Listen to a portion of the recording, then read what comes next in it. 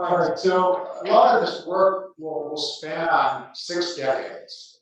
And the first theorem was proved by Charlie Curtis back in the 1960s.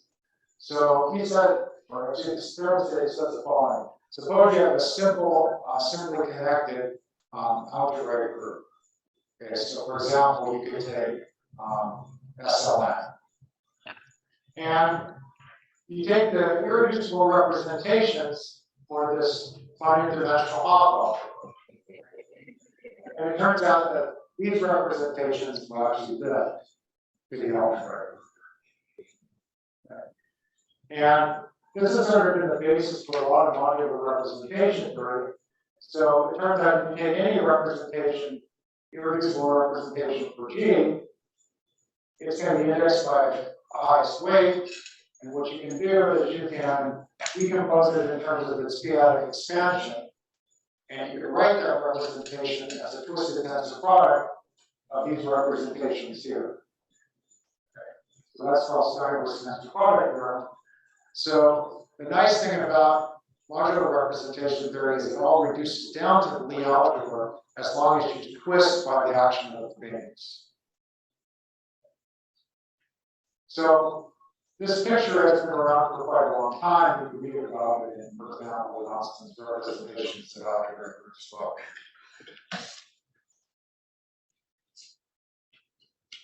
I should also mention, I saw that Charlie Curtis just wrote a paper appeared in the Pacific Journal.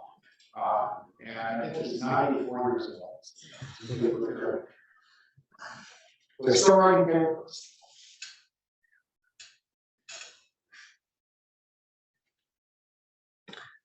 All right, so I want to move to the next decade. So Humphreys and Verma. So Jim Humphreys and Verma were students together at Yale back in the 1960s, and they talked a lot about modular representation theory.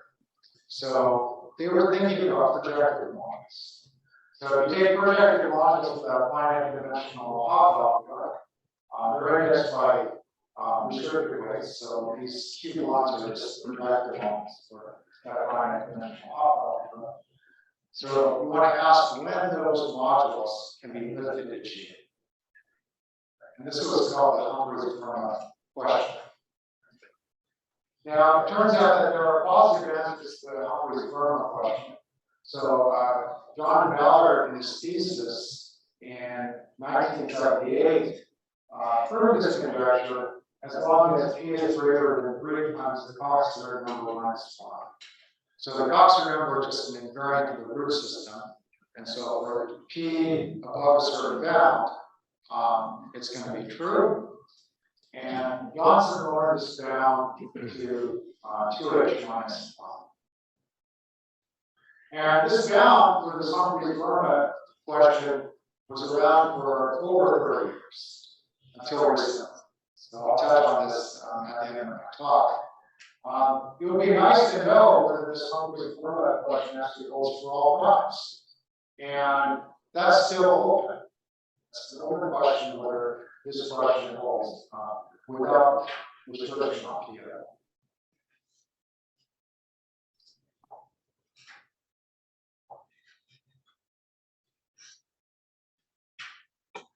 All right, so I'll just introduce, probably many of you have seen this before. This is just standard notation that's used in representation theory of algebraic groups or Lie groups. So you start with the connected semi-simple algebraic scheme defined over FP. If this slide looks familiar, maybe from Eric Friedman's talk, it's probably recent. I was a postdoc under Friedman 30 years ago. I've learned a lot of this from as a postdoc.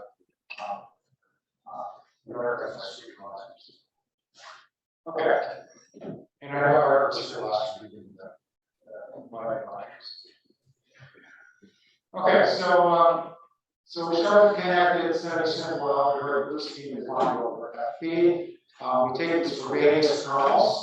So you take the Frobenius map, and what you do is you iterate the Frobenius map r times. You take the scheme theoretic kernel. So that's the Frobenius kernel. So for R equals 1, that's related to the representations for the Weyl algebra. In particular, the representations for G1 are the same as representations for U of G that I had before. Okay, so as many of you know, the dominant weights always index the irreducible bidimensional representations. The XR or PDR restricted weights index the ones with the Arrhenius kernel. Okay. And then whenever you have representations of G, you have simple modules, co-standard modules, which turn out to be reduced modules in this case, standard modules, Weyl modules, and then you have tilting modules which are indecomposable, which have filtrations by both standard modules and standard modules. So probably most of you have worked in quasi-hereditary algebras or highest weight categories, and so these players play a major role in theory of quasi-hereditary algebras, highest weight categories.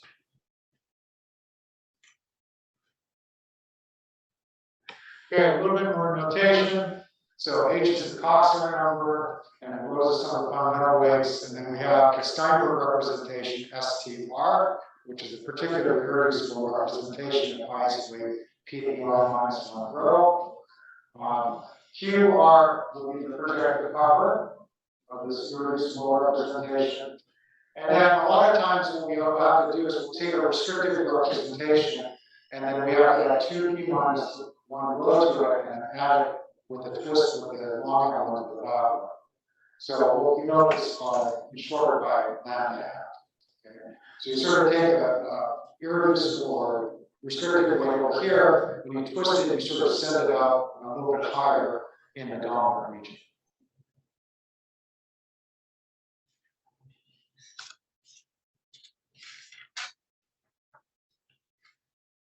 Okay, so now a few more basics.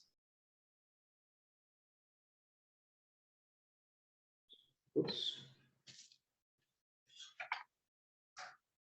I seem to have, let me go back. How do we go back here? There we go. That's what this slide I want. Okay, so what I have to do next is I have to give you a little bit of background on p-filtration models. So what you do is you take a dominant weight and then you write it as p-filtration expansion up there. Okay, so you can write it in terms of the restricted weight plus p to the r times something in the dominant region. And then you construct these models. Maybe you haven't seen these before. They're very interesting models. You take an irreducible representation over here, and you tensor by standard module, post-standard module, and you twist it by the action of Arrhenius. So what do I mean by twisting by the action of Arrhenius? You iterate the Arrhenius r times, so that's a map from G to G, and then you just compose it with a representation. Okay, so you get this, what's called Arrhenius twist. And so you create these models, you just take the tensor product of these models, and this gives you a certain class of modules for every single dominant pair. And so, you've probably seen this definition before, so a module has a good filtration. So we'll start with good filtration. If it has a filtration with factors involving these co-standard models. So successful filtrations involve these co-standard models. And then similarly, you can define the notion of good PR filtration by just using these models up at the top. Okay, so you have a filtration where the successive sections are going to be of the form PVR new filter. Models of this type. Okay, so oftentimes for articles 1, we call these p-filtrations, just for short. Now, the well-known criteria for when a module is a good filtration involving x1. So you take x1 between standard models with the module, and all the x1s match, for example, with a filtration of this sort. And that was due to Donkin and Scott early on. It's been sort of adopted by many other people. But it turns out that for these p-filtrations, there's no known homological criteria for when models of the PR coefficient or the PV coefficient.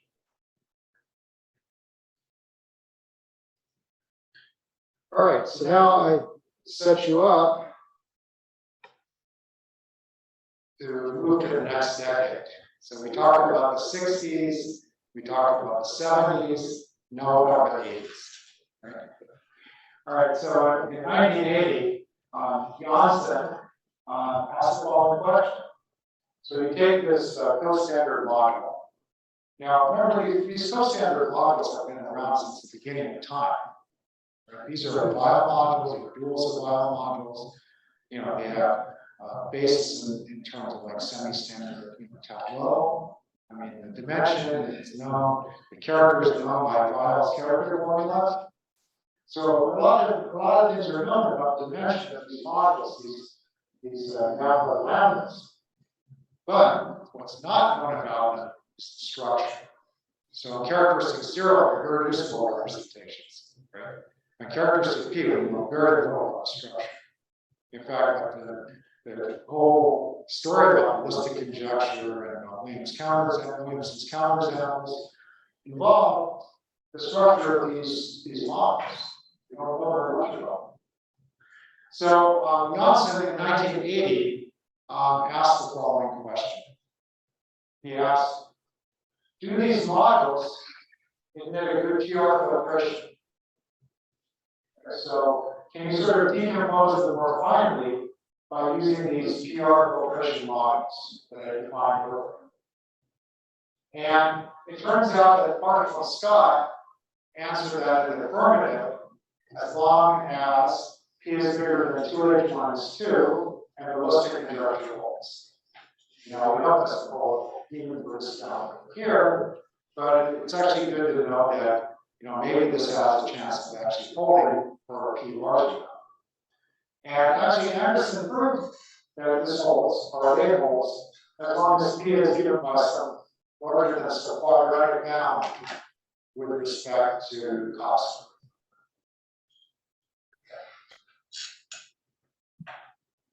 Now, I also indicated a finer question. So, for a certain subclass of these co-standard models, does that co-standard model with a twisted weight from a restricted region give a good calculation?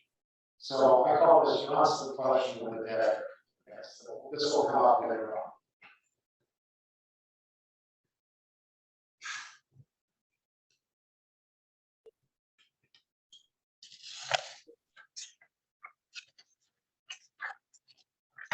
Okay, maybe I should ask, are there any questions at this point? So this point, we're going to stop having questions. What page, what the concept number? Oh, so, yeah, so what you do is you take a row and you take alpha 0 check or alpha 0 size short root. You take the inner product with that plus 1. Okay. So I really like for SN, it's 10 plus 1. You can just write it down. It's a good question. Other questions?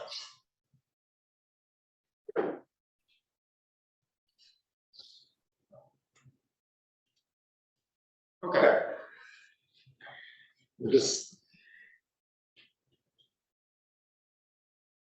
All right, so we're just moving on. Now we go to the 1990s. All right, so this is where when I kind of heard the field. So in 1990, I graduated with a PhD, and this was the second conference I went to.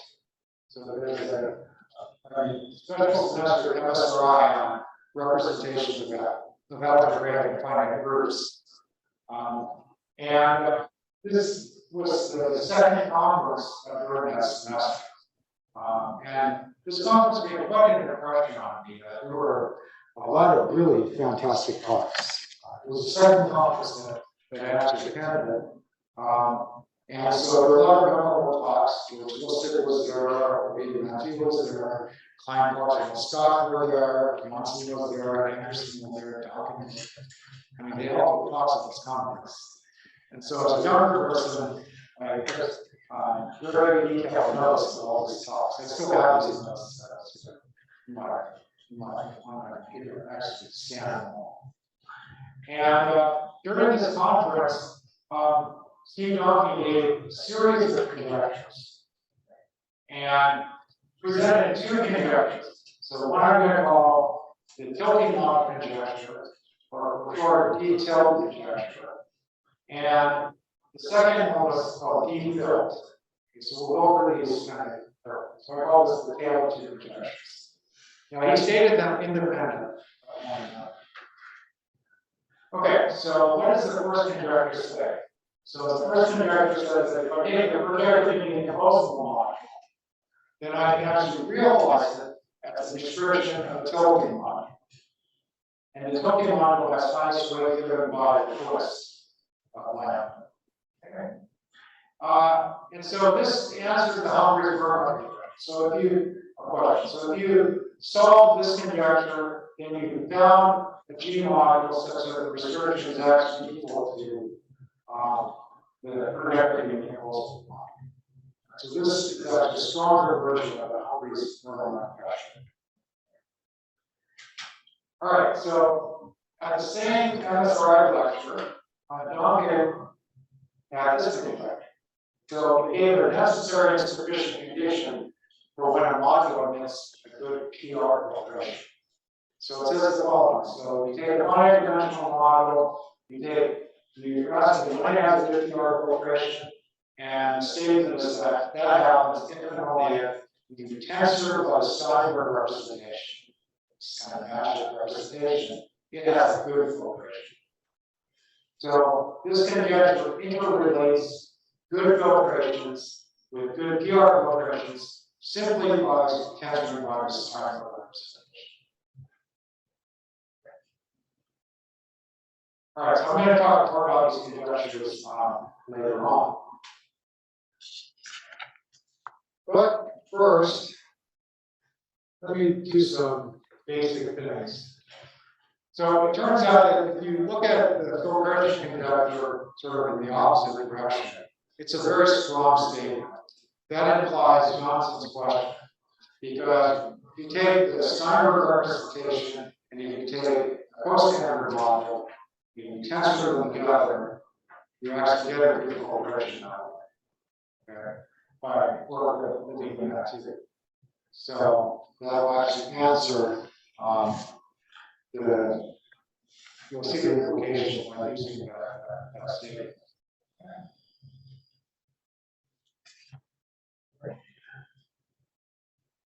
So it turns out that just like with the Humphreys-Verma question, the tilting conjecture is true for p bigger than 2h minus 2. If you want to see a more or less complete proof of this, you can look at Jansen's algebraic response. The entire chapter is devoted to proof for p bigger than 2h minus 2. Okay, so of course that's to the Janssen, largely the Ballard, and then we have a new proof recently on this.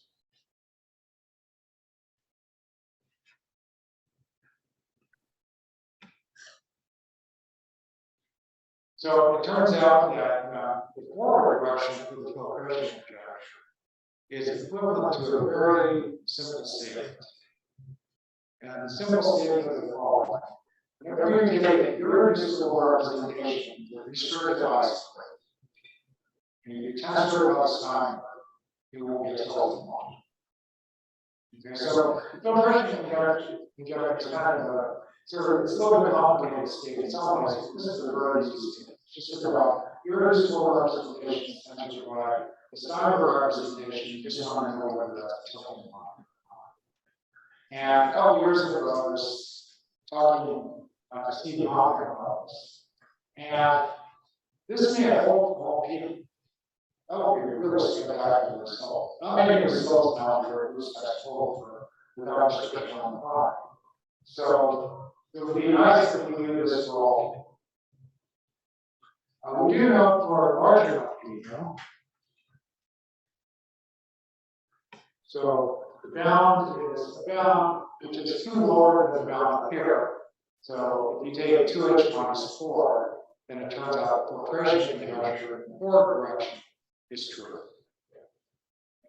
And we did more work on this. It turns out that it's true for all rank 2 groups too, without any condition on the line. And so we have techniques in our first paper to actually answer that question for all rank 2 groups.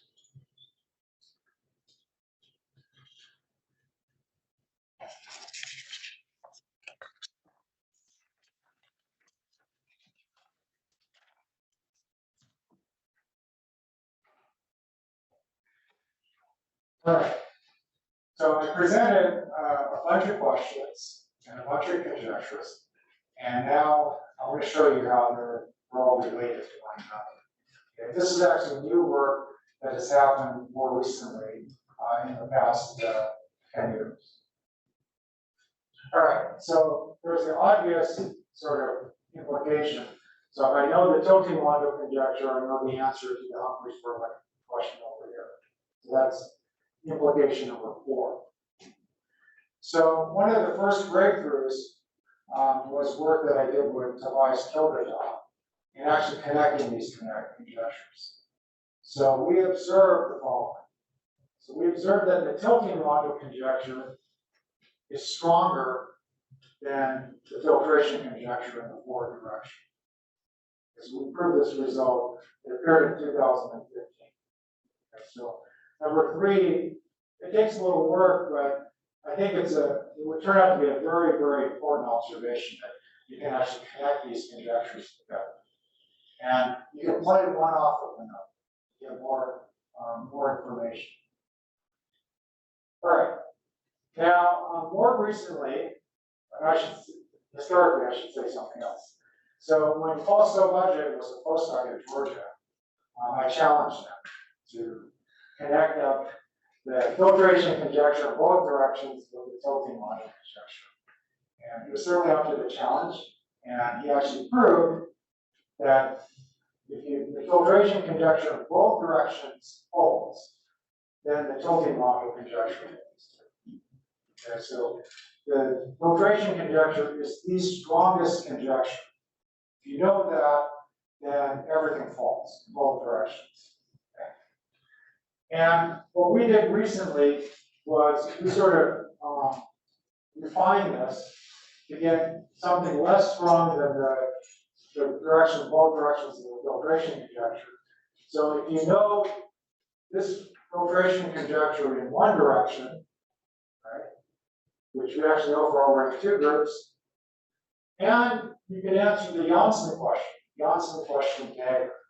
So for all sort of twisted weights, and if you look at Weyl modules that get good p-filtration, you can answer that question along with DFilt, then you can answer the tilting module. Okay? So this gives you sort of a diagram in terms of how all these ideas that I presented are actually related. So, Can I ask? yeah. So you mentioned that the Lusky conjecture implies the Jantzen conjecture by partial scope if P is sufficient to match. Yeah. Is there an implication that goes in the opposite direction, that some of these conjectures actually imply Lusky conjecture under some assumption? Probably not, because of Williamson's counterexamples. I'll actually talk about that at the end of the talk. Okay. It turns out that these statements, this is a very good point. These statements are sort of generic for various P's. You know, whereas Williamson's counterexamples show that you have all these sort of oddities that happen, regardless of whether you have a linear amount or quadratic amount or whatever. Yeah. So in some ways, these statements will be nicer than just trying to find dimensions of yours. It's more general. That's right. That's right. Okay, other questions?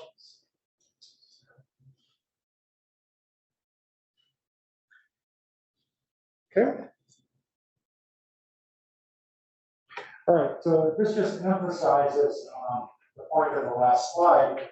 So, a lot of times when people were trying to prove the tilting Landau conjecture, they were doing it by trying to find actual modules that realize the projective and decomposable modules. But it turns out that you could do in a very representation theoretic way. So if you want to actually prove the tilting module conjecture, you just have to prove these two statements. So the first statement is that the Steinberg tensor irreducible is a tilting module for all restricted weights, and also the Jantzen-Dagger question, whether these co-standard modules have a good PR filtration. These are just, they're checkable, right? I mean, these are actual physical modules that you can actually check whether this is true or not. And if you can verify A and B, then the tilting module conjecture.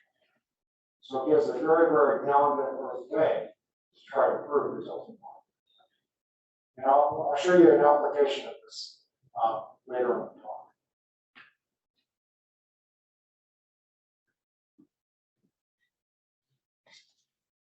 Oh, okay. So it turns out that Janssen's tilting module conjecture is, it has this kind of lore. It's one of the most famous conjectures in algebraic group representations. If you ask almost everybody in the area who's grouping that around, most people will say, yeah, they tried to prove it at one time or another. Like when Cornelius and I used to get together, either in Athens or in Mobile, we spent maybe the first hour or two of our visit just trying to prove the tilting module conjecture for all P. We weren't successful during these times. And it turns out that when I visited MSRI, I saw Jordy Williamson there. We were in line for tea one day, and Jordy mentioned to me that he tried to prove this too. He was trying to prove the tilting module conjecture. And so many of us have tried to prove this, and there's a reason why all of us were not successful. Because there are counterexamples. So the first counterexample was found about 3 years ago. And so I'm going to present counterexamples of both the Janssen conjecture and also the tilting module conjecture. So the first counterexample for the tilting module conjecture was for G2 for P equals 2. It's really surprising. It's a rank 2 group. So no one really saw this for like 30, 40 years, but fortunately we kind of stumbled upon this. And the first statement is that Janssen's question is not true. So if you take this certain co-standard module for this particular weight, it does not have a good 2 filtration. So for low primes, it turns out Janssen's question is not true. And using that, we're able to actually show that the tilting module is sort of associated with the projective and indecomposable for the trivial module. Okay, so it's the twist of the 0 rate. So this is T of Q2. This is not indecomposable as a G1 module. So it can't be a PIM. All right, so this is the first example when the tilting module conjecture fails. What I'll do is, we have the original proof. I'll show you a new way to actually do this. Okay, in a moment. So know that this conjecture, the tilting module conjecture, is not true at all.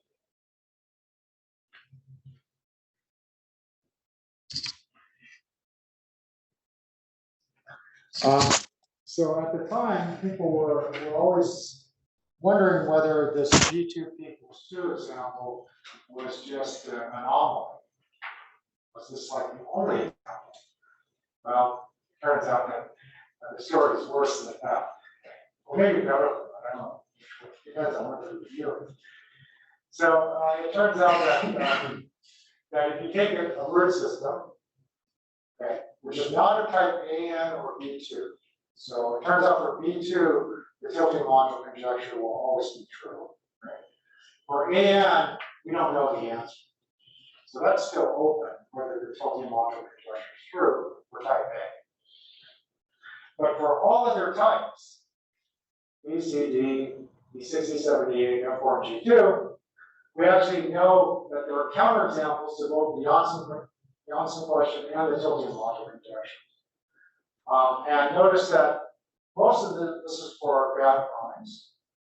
Although for type CN, it's actually the counterexamples for even a good prime. And if n is a prime, we think there's also counterexamples. Now, there are no counterexamples for when p is less than the constant or p is greater than the constant.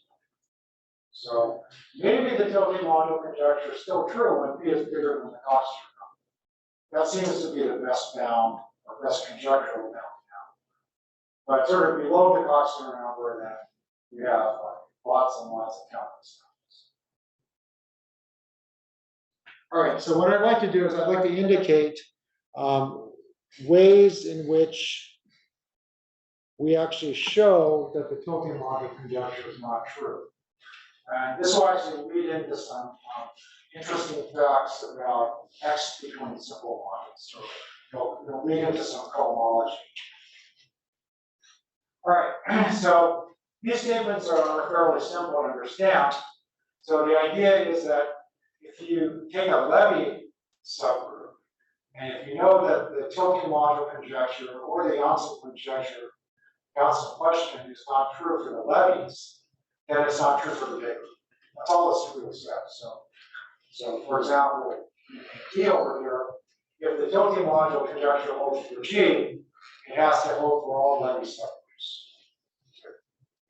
Okay. So of course, if it doesn't hold for a Levy subgroup, it's not going to hold for the big. So what you want to do is you want to find sort of the lowest or the smallest rank cases for which the tilting module conjecture or when it doesn't hold, and then apply this theorem, and then you get infinite amount of counters. That's what this theorem is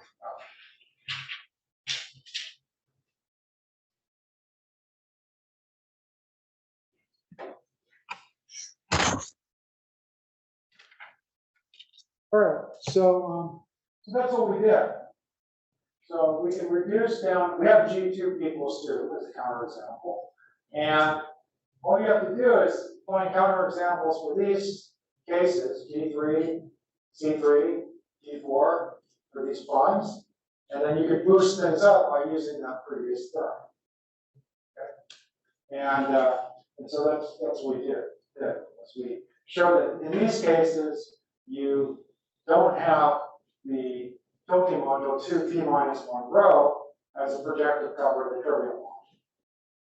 And then we also said that for Janssen's question, the induced module or the co-standard module does not have a theorem operation. And now we have to actually handle these base cases. So we need techniques to actually handle these base cases. And so now let me give you some ideas. And this is related to X1. So it turns out with prior work, we're actually able to connect up the tilting module conjecture with X1 between simple modules. And the idea is that we want to look at the structure of X1 over here. Okay? So let's just kind of look at the first statement. So if the tilting module conjecture holds, then X1 is a submodule, a G submodule, some tilting module. And there's a bound on the weights of this tilting module. So P to gamma, P times gamma, has to be less than this twisted weight up here, plus twisted weight minus that. Okay, so there's some combinatorial condition on when the tilting module conjecture holds via this X1. And then you can refine it to statement B over here. So if it holds, then you have to have something in the socle of this X1, and it has to be a submodule of a Weyl module with the same condition. Okay, so you have something about the socle of these X1s, and these have to be also submodules of the Weyl module, and then these highest weights have to satisfy certain conditions. Okay, so let's put this into practice. All right, so let's look at this G2 example that I presented at the beginning, and we'll actually use the prior theorem to actually show that the tilting module conjecture cannot. All right, so the idea is you take x between the trivial module and the 14-dimensional representation L omega 2. And you have x1 between k and then the costandard model. So it turns out the costandard model and the irreducible are the same. And Jantzen showed that this is isomorphic to actually have to untwist to just the costandard module corresponding to the first fundamental weight. Okay, so this is a 7-dimensional representation. Okay, so then what you do is you do this calculation involving weight, this terminal figure. So in this example, this calculation gives 2 omega 1 plus omega 2. All right. So now you want to look at possible composition factors inside of these Weyl models. Well, the possible composition factors you have, when you look at dominant weights, which are below this, form 2 times gamma. And the only ones that you have are the 0 weight, omega 1 and omega 2. And then you inspect the corresponding Weyl models. And these are easy to compute. You can actually compute what the sockles are of each one of these. Okay. And the sockles are either trivial, or L omega 2. Okay. But remember, in order for the tilting module conjecture to be true, these either KK or L omega 2 has to be the submodule of this module here, delta omega 1, or gamma omega 1. And gamma omega 1 is simple sockle isomorphic to L omega 1, which does not match KK or L omega 2. So that means that the tilting module conjecture cannot hold. Okay.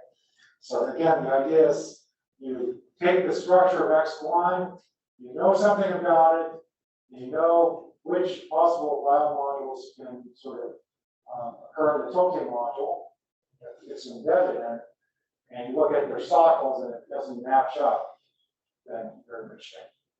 Okay. And that's how we did the other cases too, the B3, C3, and B4 cases also. It took more work, but we were able to do it.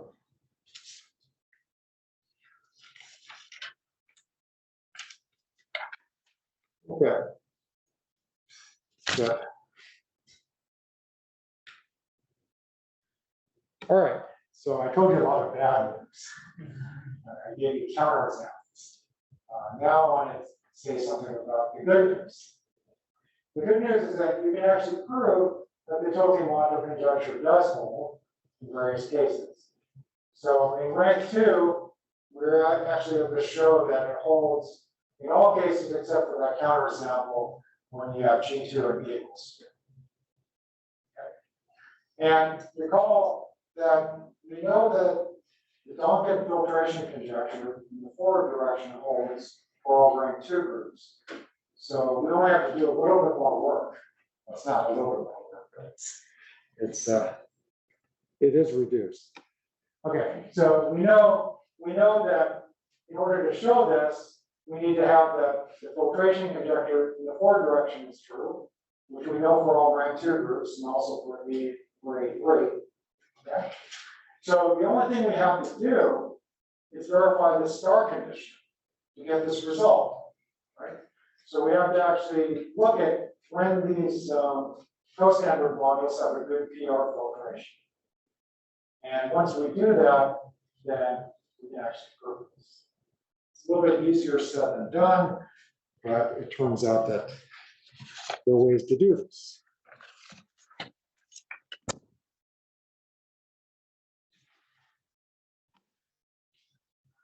Okay, so this is a little bit technical, but the idea is that when you take this costandard module, you want to break it down further. And the way you can break it down further is you can decompose it as a composition of 2 induced modules. So here I have this induced module that's decomposed in terms of a composition of 2 induced modules. This GRB category is sort of intermediate category between the category B modules and the category C modules. And it turns out for GRB, you get these things called Humphreys-Verma modules, which play a role. So you can actually write this induced module as the induction of some Humphreys-Verma module from GRB. And so this module, which we know the dimension of, has a composition series with certain composition factors. You take an irreducible, which is restricted in tensor by p to the r times the weight. Okay. And then when you stick that composition factor into the induction, lo and behold, you get a good PR filtration section. Okay.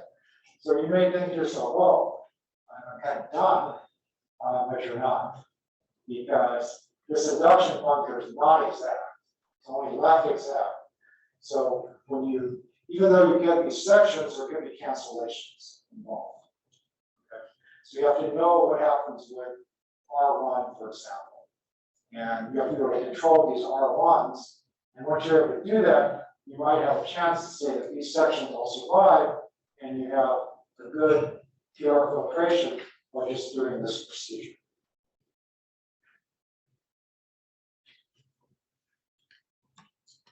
All right.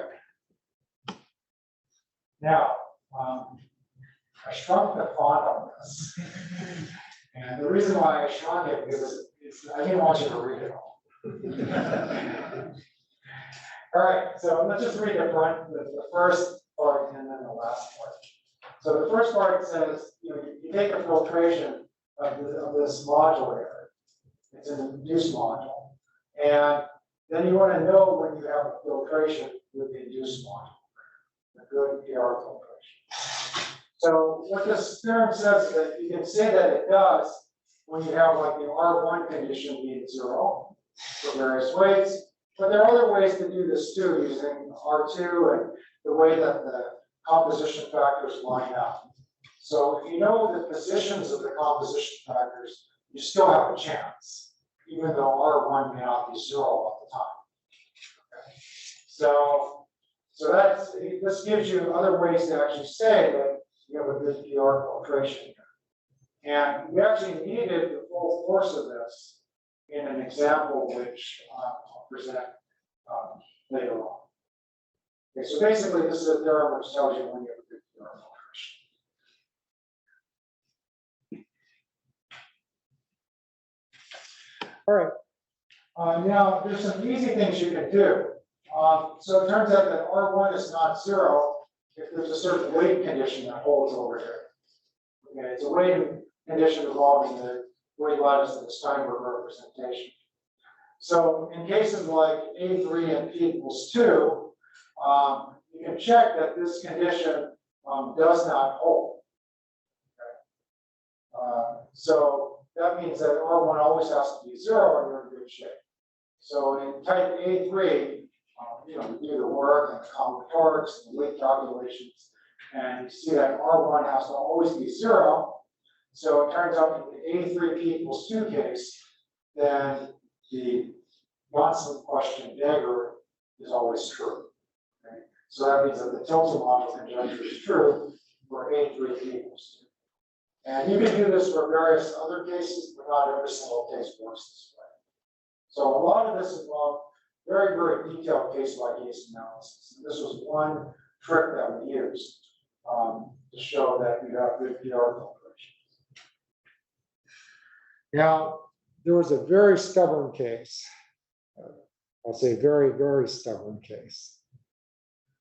This was the last case we had to do.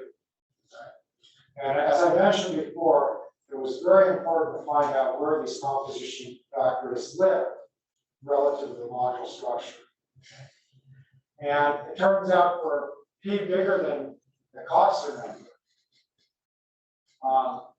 then the listing conjecture is true for rank 2 groups. And you use this work of Anderson and Cunningham on the radical structure of these baby Verma modules. So you get the radical structure of these baby Verma modules and these inverse specialistic polynomials tell you, where they sit, their position. And so there are 12 alcoves, sort of above the restricted region that you have to consider. And Chris Bendel is very good with computers, and he coded all this up, all this up. And every week we get a new result. It's taking about a week to actually calculate everything out. And at the end of the day, miraculously, we were able to actually prove the Donkin model conjecture for G2 equals 7 by using the prior result involving showing that the sections don't cancel, and also the computer calculations. Okay.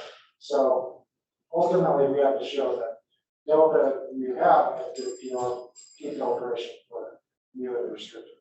We use this via computers.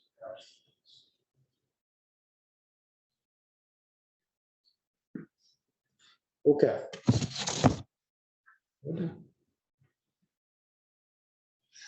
All right, so I kind of want to recap some of the main ideas of the talk in the last two slides. So one of the questions that came up was this X1 condition and where X1 is being embedded in the tilting model. And there are lots of times when it's actually equal to the tilting model. So as long as P is bigger than 2H minus 2, we showed a long time ago that X1 is actually a tilting module in and of itself. It's a very simple tilting module, usually it's semi-simple. And so it's actually completely reducible. There are not many examples below 2H minus 2 of the structure of S1 between two simple modules. Anderson proved this result with the bigger bound. We lowered this bound. And we would really like to know whether you can sharpen this statement at all. So we'd actually know how far can you go down and know that X1 between two simple modules is still a tilting module. And ultimately, we'd like to lower the bound for the tilting module. Maybe with this in conjunction. Now,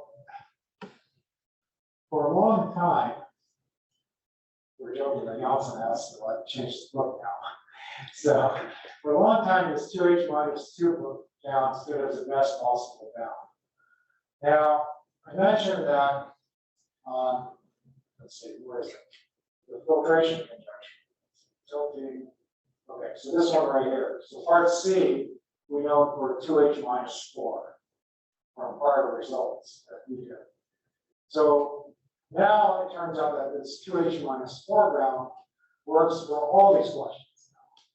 So we can lower the bound for the tilting module conjecture to 2H minus 4 for the tilting module conjecture, and for this, because this actually applies Humphreys-Verma. We had this one before, and then we did a little bit more work from our prior results back in 2004. We were able to lower the bound. So for part C, this may hold for all primes. We know the tilting module conjecture is not hold for all primes, so maybe you want to answer A and B for P bigger than the constant. I think that's reasonable to try to do. This question D is more mysterious. It would be really a fantastic result at D. Even though you don't know the structure of the simple modules, whether you actually know what the S1 is between simple modules, what the structure is. And as I mentioned before, like with Williams' counterexamples, they highly depend on the prime. Okay? But notice that this doesn't. These are generic statements that can hold for P bigger than any like linear bound or even a quadratic bound, for example. So even though the X1 here could be rather different for each single prime, it's still maybe a tilting module for a P bigger than like H or even P general speed. Right. All right, so thank you very much for your attention. Thank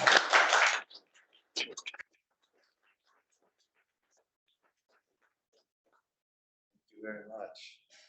Are there any questions?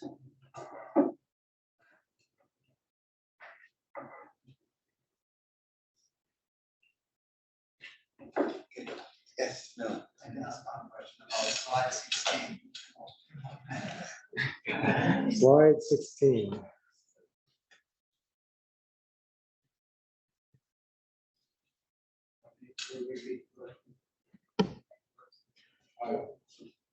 Is that the right slide? Yeah.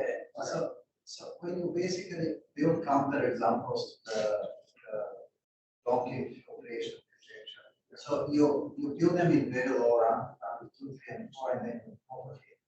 And in this way, you won't be able to get counterexamples for people 5 or 7 because it will be already the post. Yeah, the prime is fixed. The prime is always very small because it propagates from very low ranks. That's right. Do you have some method that can sort of overcome this? Yeah, because when you think about it, a lot of it depends on what prime you choose. Right? So once you fix the prime, you can propagate from low rank. So to propagate from low rank, you'd have to change the prime and then do the computation for the low rank event.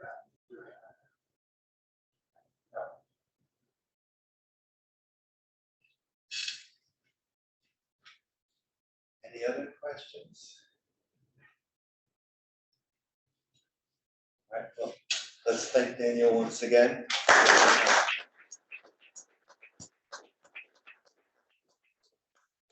Next talk starts at 10:20.